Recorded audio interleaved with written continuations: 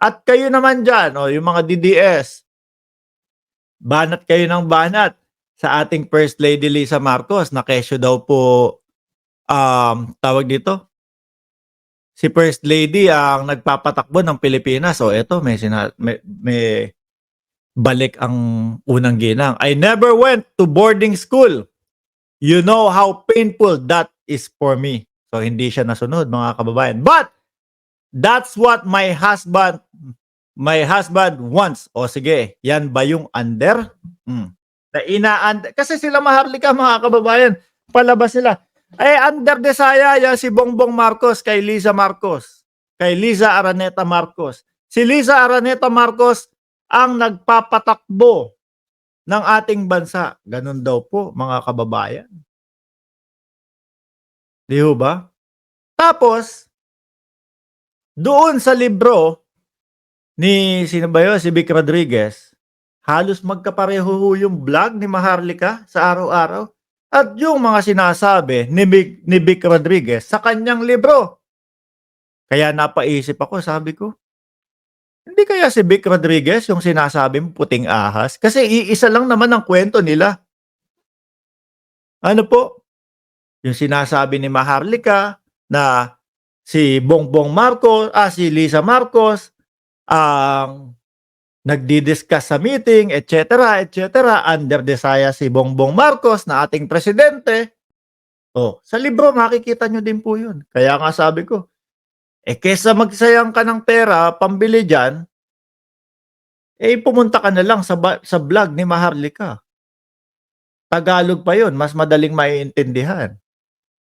Parehas lang po parang chismisan lang din po, mga kababayan. Biruin mo, naglaan pa sila ng napakatagal na oras para doon sa libro na yon.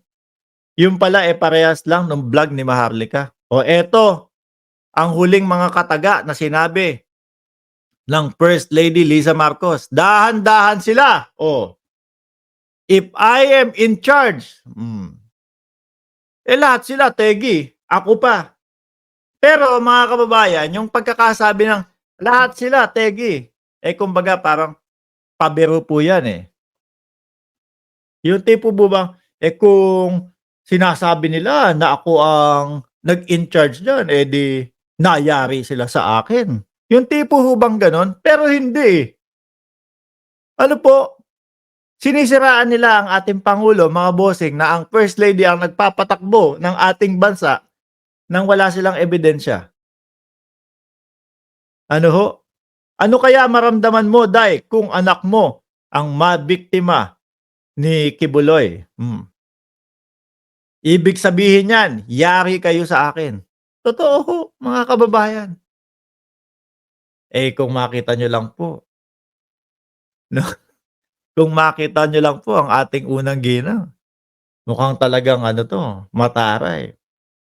Si Maharlika nga sabi, ewan ko nga bakit sinayang nun ang pagkakaibigan namin. Pagpasok nun si Maharlika doon sa aking bahay, biglang picture-picture agad Kayo talaga, ang discussion natin dito ang First Lady Liza Marcos. Tapos ang sinasabi nyo, sumuko ka na, Pastor Kibuloy, sumuko ka na.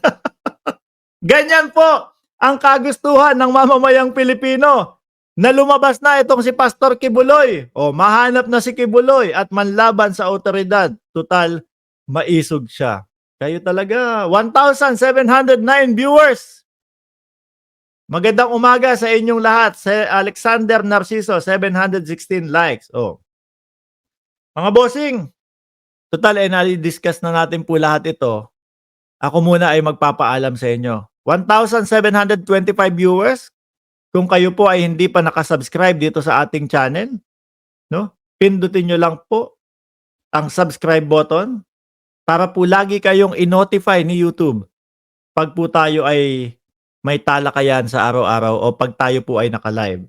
At huwag nyo din pong kalimutan na mag-iwan ng like diyan sa ating channel para naman po mas i-share ni YouTube itong mga ginagawa nating mga content. Tulungan nyo na rin po kami mag-share ng ating mga video para naman po mas lumaganap ang ating mga ginagawang content, lalo na po sa mga kababayan natin na sumusuporta sa ating gobyerno. Ako'y magpapaalam na po para naman po doon sa mga, ngayon lang nakakapasok o kakapapasok lang po dito sa ating channel, puwede niyo naman pong panoorin ito ng replay. Muli po, maraming salamat. God bless po sa ating lahat. Sabi sa'yo, sa ang hirap sa'yo one-sided ka, eh, kung ikaw ang biktima, oh. Sige, maraming salamat po. Bakit Danny Abella, bakit kung kailan tapos na ako, kanina ko pa kayo iniintay, kung kailan tapos na ako saka kayo magko-comment ng ganyan, ano ba? Nasa dulo lang ang inyong tapang, kung kailan paalis na ako saka kayo magkokomento. Duwag ba kayo? Hindi kayo makapagkomento sa kalagitnaan ng ating usapan. Maraming salamat and God bless po sa ating lahat.